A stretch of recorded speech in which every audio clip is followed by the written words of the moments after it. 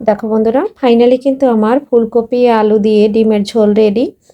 আর আমি একটু খেয়ে নিয়েছি বন্ধুরা, খেয়েই ভয়েসটা দিচ্ছি। খেতে কিন্তু বন্ধুরা দুর্দান্ত হয়েছে। এরকম এখন বাজারে ভরপুর ফুলকপি পাওয়া যায়। রেসিপিটা ফলো করে একবার রান্না করে দেখতে পারো বাসায়, কেমন লাগে। আর আমার ছেলের ভীষণ প্রিয় ফুলকপি আর আলু দিয়ে, মাছ দিয়ে বা ডিম দিয়ে, যেটা দিয়েই রান্না করি ওর ভীষণ প্রিয়। ওর আর কিছু লাগে না, শুধু এইটা দিয়েই ও ভাত খেয়ে নেবে। আর এই রেসিপিটা তোমরা রুটি, পরোটা, লুচি, ভাত সব কিছুর সাথে খেতে পারবে বন্ধুরা।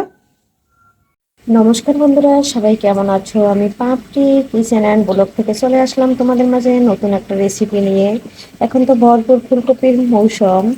আর নিয়ে নিচ্ছি এখানে ফুলকপি, সুন্দর করে কেটে ধুয়ে পরিষ্কার করে নিয়েছি। আর সাইজটা কিন্তু গোটা গোটা করে নিয়েছি।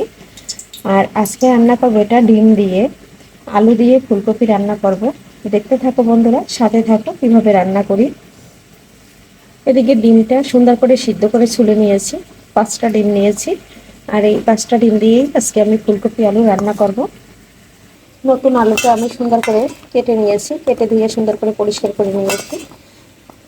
আর এখন আমি রান্না করতে চলে যাব। তেলটা বেশ গরম হয়ে গেছে, একটু লবণ দিয়ে দিয়েছি। এখন আমি ডিমগুলো ছেড়ে দেবো। ডিমগুলো ভেজে নেব, হালকা ব্রাউন কালার করে একটু ভেজে নেব। একটু হলুদ দিয়ে দিচ্ছি, এর সাথে একটু লবণ দিয়ে দিচ্ছি। ডিমটা ভাজা হয়ে গেছে, এখন আমি তুলে নেব। তেলের মধ্যে আমি ফুলকপিগুলো সুন্দর করে ভেজে দেবো। ফুলকপিটা আমি ভেজেই কিন্তু রান্না করবো। ফুলকপিটা দিয়ে দিয়েছি, এর ভিতরে কয়েক টুকরো আলু দিয়ে দিচ্ছি।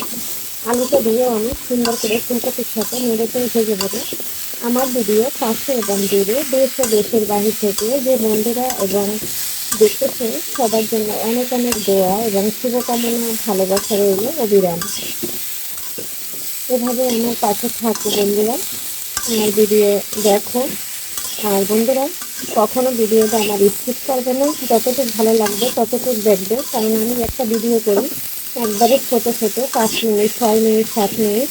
আর সবার যাদের কোনো ভিডিও 20 মিনিট, 25 মিনিটও আছে, 18 মিনিটও আছে, আমি কিন্তু সম্পূর্ণ দেখে নেই।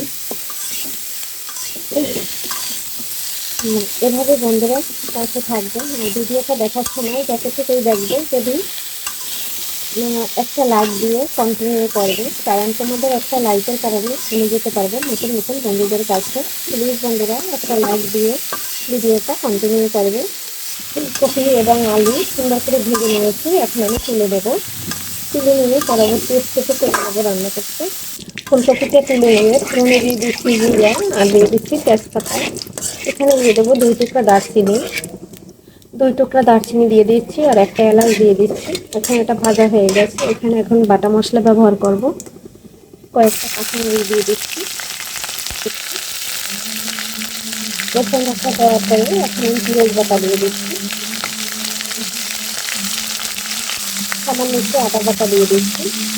মশলাগুলো খুব সুন্দর করে কষিয়ে নেব। মশলার কাঁচা গন্ধটা চলে গেছে, এখন আমি কিছুটা জল দিয়ে দিচ্ছি। এখন দিয়ে দেবো গুঁড়া মশলা, স্বাদ অনুযায়ী লবণ, হলুদ, মরিচ, ধনিয়া, জিরা সব কিছু একসাথে দিয়ে দিয়েছি গুঁড়া মশলাটা। এখন আমি এটা সুন্দর করে কষিয়ে নেব। বন্ধুরা, আমার ভিডিওর যদি কোনো অংশ দেখতে দেখতে ভালো লেগে যায়, তাহলে একটা সাবস্ক্রাইব করে পাশে থেকে যাবে বন্ধুরা। মশলা কষানোর উপর তরকারিতে কিন্তু টেস্ট আছে। দেখো, মশলাটা খুব সুন্দর করে কষিয়ে নিয়েছি, আর তেলটা কিন্তু সম্পূর্ণ ছেড়ে দিয়েছে। এই পর্যায়ে বন্ধুরা, আমি কিন্তু ফুলকপি আলুটা দিয়ে এই মশলার ভিতরে আরও কিছুক্ষণ কষিয়ে নেব। ফুলকপি আলুটা সম্পূর্ণ দিয়ে দিয়েছি, এখন কিছুটা আরও কষিয়ে নেব। এভাবে যদি ফুলকপির রেসিপি রান্না করা হয়, তাহলে খেতে কিন্তু বন্ধুরা অসাধারণ হয়। গরম ভাত বলো, পোলাও বলো, লুচি বলো, রুটি বলো, সব কিছুর সাথে জমে যাওয়ার মতন একটা রেসিপি। 2 মিনিটের মতো ঢাকনা দিয়ে কষিয়ে নেব। ঢাকনাটা দিয়ে ঢেকে দিলাম। 2 মিনিট পরে চলে আসলাম। দেখো বন্ধুরা, আমার কিন্তু কপিটা 80% সিদ্ধ হয়ে গেছে, আর এই পর্যায়ে কিন্তু কষানো হয়ে গেছে। এখন আমি নেড়ে ছেড়ে গরম জল দিয়ে দেবো এখানে। আর এদিকে 5:15 বাজে বন্ধুরা, আজান দিয়ে দিয়েছে। আর প্রতি ভিডিওতেই আমার এই আজানের শব্দটা আছে। একটু ক্ষমা মার্জিত ভাবে দেখো। এখন আমি গরম জলটা দিয়ে দিচ্ছি। এখানে আমি ভেজে রাখা ডিমগুলো দিয়ে দিচ্ছি। বন্ধুরা, ডিমের মাঝখান থেকে কিন্তু আমি সুন্দর করে এই যে চাকু দিয়ে কেটে নিয়েছি, যাতে ভিতরে মশলাটা খুব সুন্দর করে প্রবেশ করে আর খেতে কিন্তু ভালো লাগে, যেহেতু এটা পোলট্রি মুরগির ডিম। 5 মিনিট ঢাকনা দিয়ে ঢেকে রাখছি। 5 মিনিট আমি ঢাকনা চাপা দিয়ে রান্না করে নেব। 5 মিনিট পরে চলে আসলাম, দেখো। আর এটা কিন্তু একটু মানে ঝোলঝোলেই রান্না করব, কারণ শীতকালীন কপি কিন্তু একটু ঝোলঝোল রান্না করলে খেতে কিন্তু বেশ ভালো লাগে। একটু নেড়ে চেড়ে দিচ্ছি।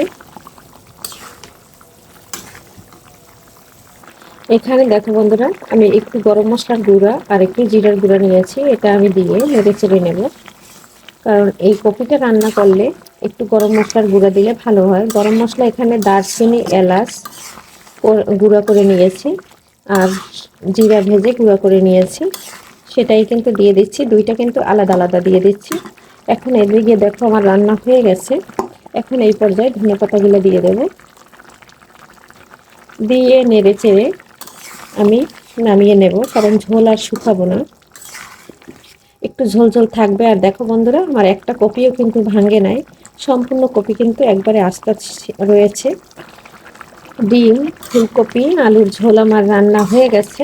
বন্ধুরা, আজকের রেসিপিটা এখানেই বিদায় নিচ্ছি। পরবর্তীতে দেখা হবে নতুন কোনো রেসিপি নিয়ে। এ পর্যন্ত সবাই ভালো থাকবে, সুস্থ থাকবে। Bye bye.